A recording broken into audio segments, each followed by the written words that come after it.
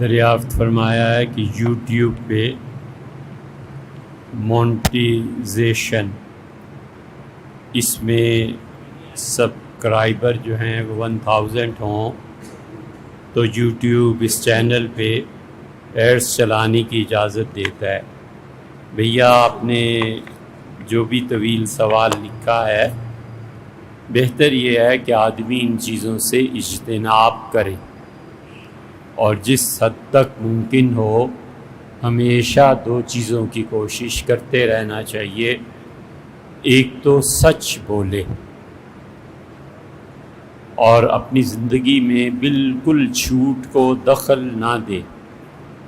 جب تک کہ اس پہ وہ حالت نہ آ جائے جو حضرت ابراہیم علیہ السلام پہ آ گئی تھی کہ جب مصر سے گزرے ہیں تو رسول اللہ صلی اللہ علیہ وسلم نے فرمایا بادشاہ ان کی بیوی کو ہتھیانا چاہتا تھا، اور حضرت ابراہیم علیہ السلام بہت پریشان ہوئے اور انہوں نے اپنی بیوی سے کہا کہ اس وقت کل دنیا میں اگر کوئی ایمان پہ ہے تو میں اور تم، اور یہ بادشاہ لوگوں کی بیویاں خوبصورت چھین لیتا ہے، اور اگر یہ تم اس سے کہہ دو کہ وہ میرا بھائی ہے اور میں بھی کہہ دوں کہ میری بہن ہے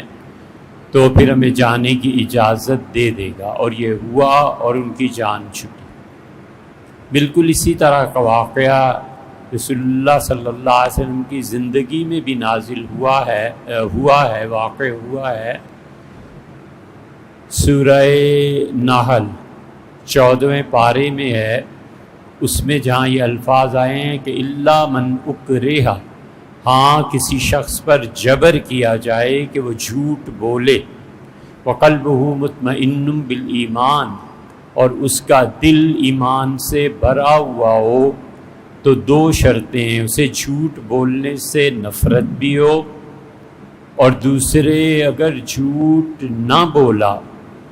تو پھر بربادی اور تباہی آ جائے گی، اور جو دھمکی دے رہا ہے وہ اس پر قدرت بھی رکھتا ہے۔ ایک تو ہے نا گلی محلے میں کسی نے کہہ دیا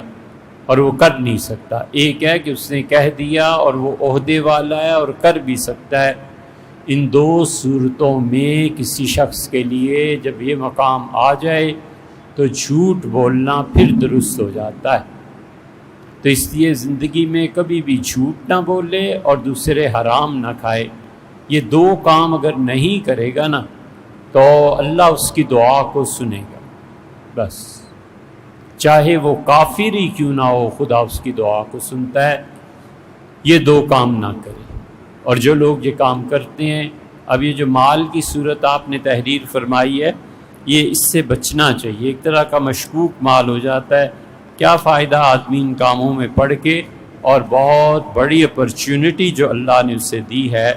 اس اپرچونٹی سے اپنے آپ کو الگ کر